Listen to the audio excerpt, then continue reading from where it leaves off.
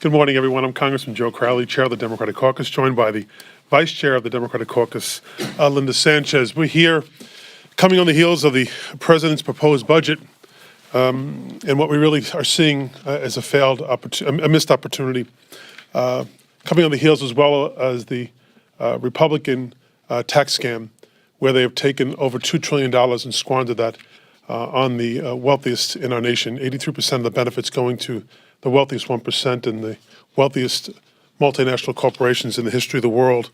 You couple that now with the priorities of the president in terms of his budget and the missed opportunities to really address the issue of the middle class, to address the issue of working families, of the needs of our children, the failure to invest in our infrastructure in the way in which it needs to be done. We see the sweeping cuts that are made to Medicare, to Medicaid, to Social Security.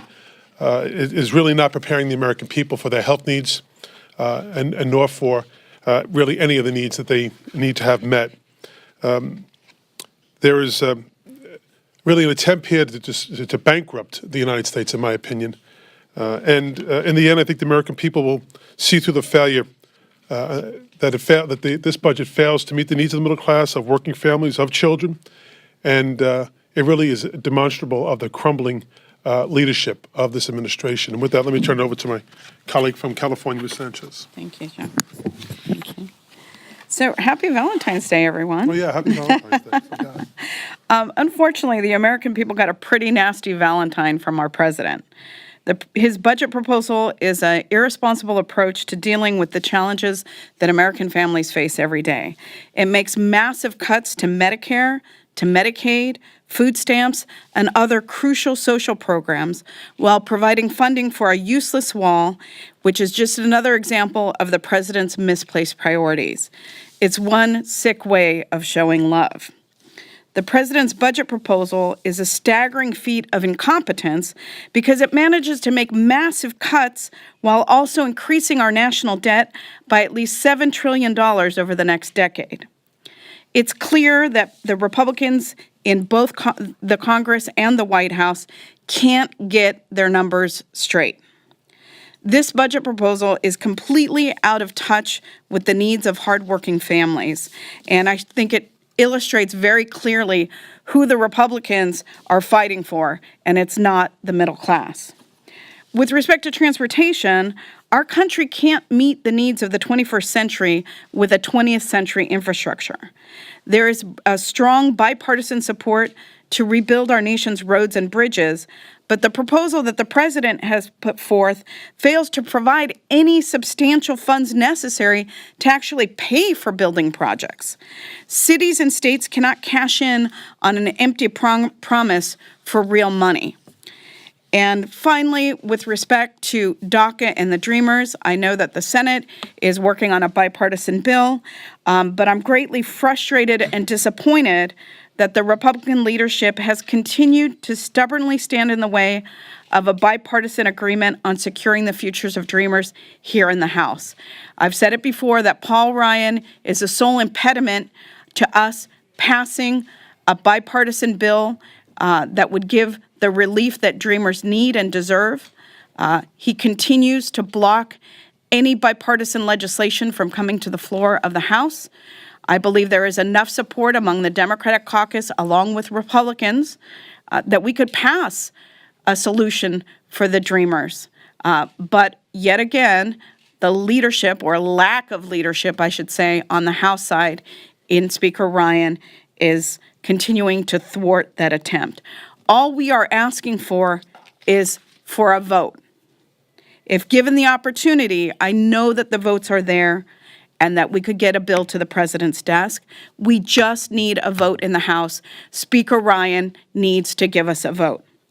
Democrats continue to push him to act, and we will continue to keep the pressure up because it's one of those priorities that we can't afford to languish like so many others. People elect us to come here and do the hard work of governance, and yet the Republican leadership in the House has shown staggering incompetence in getting those priorities accomplished. And with that, I'll turn it back to the chairman. Thank you. Questions? Sir? On the GOP tax bill, a lot of polling showing that it's increasing in popularity what do Democrats, especially in the House, have in countering that? Do you have a cohesive message, and what would that be? Well, the Democrats have been saying all along that this bill favors the wealthiest in this country and disadvantages working men and women in this nation. It gives in perpetuity tax cuts to the wealthiest corporations in the history of the world, and yet limits those tax cuts to individuals. Theirs will come to an end. So it's not really representative of the values of the Democratic Caucus, the levels of the cuts that were given to the wealthiest in this nation. They actually reduced from 39.6% to 37% the rate for the wealthiest in this nation. That is not a way in which we can actually meet the needs of the American people. And that's what we've been saying about this. It actually does this without being paid for, and further blows out our national debt. And the next thing they're going to come along, as they do in the president's budget right now, is they need to cut massive cuts to Social Security, to Medicare, and to Medicaid. That is not reflective of the values of our nation or our country. Certainly is not going to work for the working men and women in our nation as well. Linda? Yeah. And I would just add to that I think the tax bill that was pushed through by Republicans, in addition with the president's budget and the president's infrastructure proposal, just highlights how much Donald Trump has backtracked on what he promised the American people when he ran for president.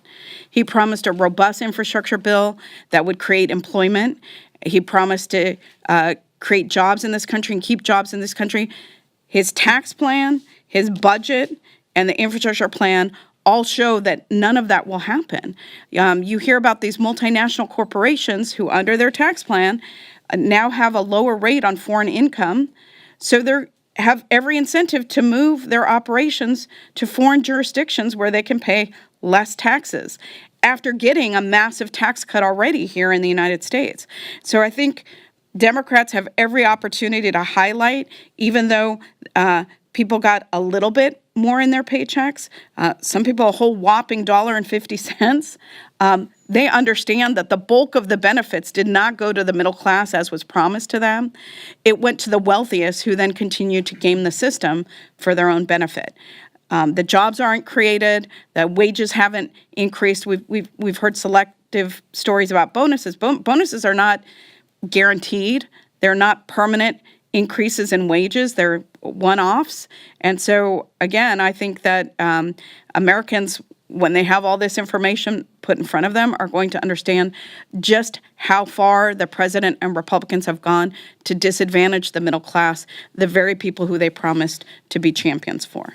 One other promise that the president made as well, just a last follow-up on this, is he said he would protect Medicare, he would protect Social Security. Yet in this budget, he makes massive budget cuts to all those.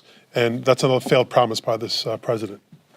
Yes, Heather. On the tax bill, though, Democratic messaging, do you think it's an effective strategy to call these bumps in paychecks, however small or not, crumbs? I think for people making $40,000 a year, any increase in their take-home is significant for them. And I don't want to diminish that at all. But I think what is important to note here, as Linda has said, these are not in perpetuity. What about next year? What about the year after that? What I think people are looking for is an increase in their pay. That's why I support the increase in the minimum wage to $15. I'm not saying that we want everyone making $15 an hour, but we know that all boats rise when you raise for the least of us as well. That's what the American worker is looking for, not the one-off. What happens next year? In perpetuity, those corporations have access to those tax cuts. There's no end to those tax cuts for the corporations. Yet for the individual, there's no certainty in the out years, and that's why Democrats make reference to that. I would just add that all along I've been telling people you may see a small benefit from the tax bill initially.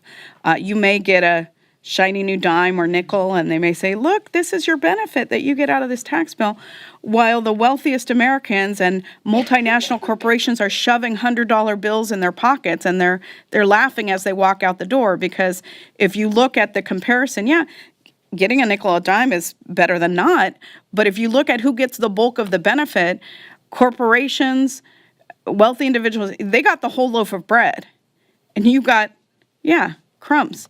And not that those crumbs are not welcome, but they're disproportionate to what the middle class needs and deserves.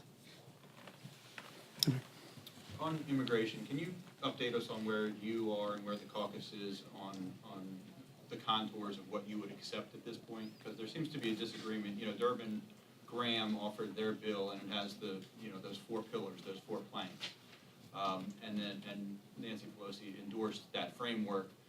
Steny Hoyer said, no way, we're not going to do it. We're only going to do border security and DACA. We're not going to do family migration, and we're not going to do diversity visas. That's for another time.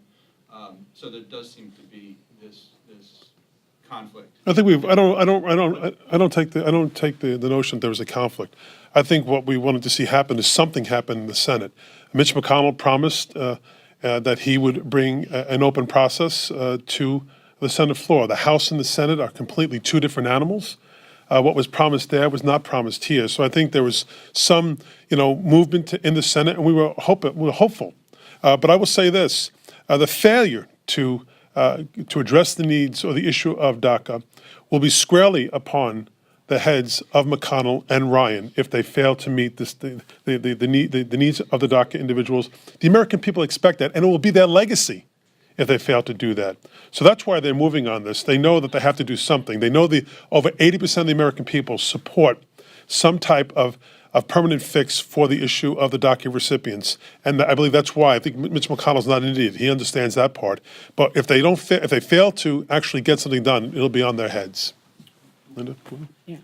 But would House Democrats support, at this point, as part of a DACA bill, a reduction in family migration and a reduction in diversity? We have always said that those issues were a part of a larger immigration bill, a more comprehensive immigration bill that dealt with 11 million individuals. I don't want to say what we will do. We will have to wait to see just what will be brought to the floor of the House, because there's no guarantee what the Senate actually works out will be the bill that comes to the House floor. Speaker Ryan has made it perfectly clear that the only bill that he'll entertain on the floor right now is the one that has the approval of the president.